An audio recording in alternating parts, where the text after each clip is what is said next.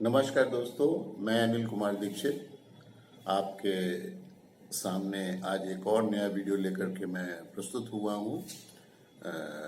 कृपया मेरे इस वीडियो को सब्सक्राइब अवश्य कीजिएगा और नोटिफिकेशन का जो बेल वाला बटन है उसको भी अवश्य दबाइएगा। और इसके अलावा मेरा अनुरोध है आपसे कि जो भी अगर आपको वीडियो पसंद आए तो लाइक कीजिएगा, शेयर कीजिएगा और कमेंट अवश्य दीजिएगा, जिससे कि हम अपने इस वीडियो को ज़्यादा उपयोगी बना सकें और ज़्यादा से ज़्यादा सब्जेक्ट्स को इसमें शामिल कर सकें। तो हम शुरू करते हैं। आज का विषय है हमारा कि क्या कांग्रेस पार्टी डिसोल्यूशन की ओर जा रही है, क्या भारतीय राष्ट्रीय कांग्रेस का विघटन प्रारंभ हो गया है या वो विघटन की ओर जा रही है। आज हम लोग इस बात पर चर्चा करते हैं। तो हम शुरू करते हैं अपनी बात। पिछले दिनों गुजरात राज्य में विभिन्न महानगरों की महानगर पालिकाओं और नगर पालिकाओं और पंचायतों के चुनाव में भारतीय राष्ट्रीय कांग्रेस का जिस तरह से सफाया हुआ है, उससे ऐसा लगने लगा है कि लगभग 140 वर्ष पुरानी राजनीतिक पार्टी तथा जिसमें लगभग 65 या 70 वर्ष तक देश के पर शासन चलाया है तथा जिसका भारत की आज़ादी के दिलाने में महत्वपूर्ण योगदान माना जाता रहा है, क्या विघटन की ओर जा रही है? क्या इसका अस्तित्व समाप्त हो रहा है? क्योंकि पंचायत के चुनाव जो होते हैं वो सबसे निम्न स्तर पर जाकर के होते हैं और उसमें जो क्या होता है कि एकदम स्थानीय स्तर पर होते हैं। अगर उसमें पार्टी को बिल्कुल भी सपोर्ट नहीं मिल रहा है तो क्या उसका अस्तित्व समाप्त होने वाला है? हम इसी पे अब और आगे बढ़ते हैं। तो हमारा दूसरा जो बात है, वर्तमान लोकसभा में कांग्रेस पार्टी सबसे बड़ी पार्टी के रूप में है, लेकिन इसके बावजूद उसके मात्र 52 सदस्य जो हैं लोकसभा में हैं और मात्र 26 सीटें उसकी राज्यसभा में हैं। राज्यसभा में से अभी हाल में ही जो थे उनके 2 सदस्य जो हैं रिटायर भी हो चुके हैं। सन 2004 से लेकर 14 तक शासन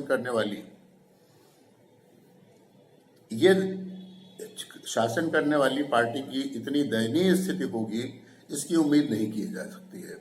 कमजोर विपक्ष जिसमें कोई कद्दावर नेता सदन में न हो तो रूलिंग पार्टी भी अनियंत्रित हो जाती है। वो अपने हिसाब से शासन चलाने लगती है, अपने हिसाब से वो सारे जो है निर्णय लेने लगती है। इसलिए मजबूत विपक्ष का होना आवश्यक है। आज हमारे पास जो कोई भी विपक्ष है, विपक्ष के में सिर्फ क्षेत्रीय पार्टियां हैं जिनकी स्थिति अगर देखा जाए तो राज्यवार कांग्रेस से अच्छी है।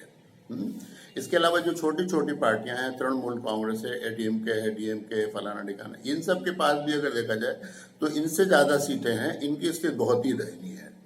कांग्रेस में कोई भी कद्दावर नेता नहीं है। जो इस समय कद्दावर नेता हैं वो भी अपने समय में नेता ऐसे रह चुके हैं जिनकी की बहुत अच्छी छवि नहीं हुआ करती थी। उनका नाम लेना तो बेहतर नहीं होगा मेरा इस समय यहाँ पर, क्योंकि वो किसी के ऊपर व्यक्तिगत आक्षेप हो जाएगा तो उसको मैं उचित नहीं मानता हूँ। और गुलाम नबी आज़ाद के राज्यसभा से रिटायर हो जाने के बाद से पार्टी में अपनी स्थिति को सदन में विशेष रूप से रखने पर या अच्छी तरह से रखने के बाद वहां भी कोई सदस्य नहीं रह गया है। लोकसभा में मिस्टर खड़गे इनके एक सदस्य अवश्य हैं, लेकिन अक्सर होता यह है कि वो चूंकि प्रतिपक्ष के नेता महत्वपूर्ण नहीं माने जाते हैं, ना पक्ष के नेता हैं, तो उनको बोलने के लिए समय ही नहीं मिलता है। तो इस तरह से क्या है कि जो इस समय इनके पास लीडर हैं, जैसे कि कपिल सिब्बल हैं और राजन शर्मा हैं, इस तरह के कुछ सदस्य हैं जो कि काफ़ी पुराने जुड़े हुए हैं इंदिरा जी के समय से। उन लोगों की भी अगर देखा जाए तो पब्लिक में बहुत अच्छी इमेज नहीं है। वो अवसरवादी ही माने जाते हैं और कांग्रेस पार्टी की बागडोर जिसके हाथ में रहती है उसके पीछे चलने वाले बने।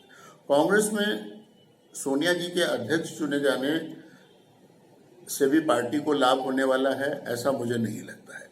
वर्तमान समय में वह एक जन नेता के रूप में स्वीकार्य नहीं है, क्योंकि पिछले चुनावों ने यह स्थिति स्पष्ट कर दी है। लोकसभा की होने वाली बहसों में भी वो एक्टिव नहीं रहती हैं और राजीव गांधी के रायबरेली क्षेत्र से लोकसभा चुनाव हार जाने के बाद उन्होंने यूपी को प्रियंका गांधी के हवाले कर दिया है। प्रियंका गांधी इससे पहले कभी भी राजनीति में नहीं रही हैं। जब कोई इलेक्शंस होते हैं तो वो कभी कभी पार्टी का प्रचार करने के लिए आ जाती हैं, लेकिन वो अभी तक नहीं रही हैं। और अब की बार जरूर ऐसा लग रहा है कि शायद उन्होंने चुनाव लड़ने की और राजनीति में आने की ठान रखी है, क्योंकि वो आए दिन मंदिरों में और मस्जिदों में यहाँ वहाँ पूजा स्थलों में यहाँ वहाँ जाती रहती हैं। लेकिन ये क्या है कि सभी सीनियर कांग्रेस लीडर्स को किनारे कर देना कांग्रेस के को नुकसान ही पहुंचाएगा, क्योंकि अब सोनिया गांधी के कंधों में इतना जोर नहीं रह गया है कि वो कांग्रेस को संभाल सके। उसी कारण मनमोहन सिंह जैसे ईमानदार व्यक्ति के प्रधानमंत्री के होने के बाद उनका पहला कार्यकाल तो ठीक से चला, लेकिन दूसरा कार्यकाल उनका जो था घोटालों और भ्रष्टाचार के आरोपों से घिरा रहा और सारा समय उसी को समेटते समेटते निकल गया। राहुल गांधी का एक गैर जिम्मेदाराना वक्तव्य कि उत्तर प्रदेश के या उत्तर भारत के लोगों को राजनीति का ज्ञान नहीं है, ये भी उनकी उत्तर भारत में स्थिति को और जो है कमजोर करता हुआ नजर आता है। प्रियंका गांधी का अचानक से मंदिरों आदि में जाना कांग्रेस की जो एक आजकल उसके ऊपर एक आरोप है कि वो अपने को सेकुलर कहती है, सेकुलर के पीछे वो प्रो इस्लामिक है। इससे भी इस स्थिति से ये उभर करके एक सेकुलर नेता के रूप में सामने कांग्रेस पार्टी नहीं आ पाएगी, ऐसा मेरा सोचना है।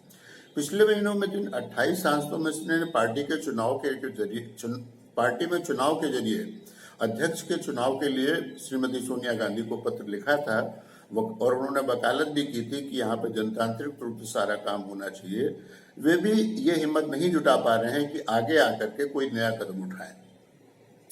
मेरी समझ में वो जो पार्टी के लोग जो हैं वो भी जो है उंगली पकड़ के चलने के आदी हो गए हैं और इसलिए वो आगे आकर के कोई काम नहीं शुरू, वो इसी इंतजार में है कि उनको कहीं से बेहतर अवसर मिले तो वो शायद बीजेपी में शामिल हो जाए। देखा जाए तो शीर्ष में नेतृत्व को छोड़ दिया जाए तो भारतीय जनता पार्टी के पास भी जो है वो जो सदस्य आज हैं उसमें आधे से ज्यादा कभी कांग्रेसी हुआ करते थे और जब कांग्रेस की स्थिति कमजोर हुई तो वो टूट करके भारतीय जनता पार्टी में शामिल हो गए। राज्यों में भी कमोबेश यही स्थिति है।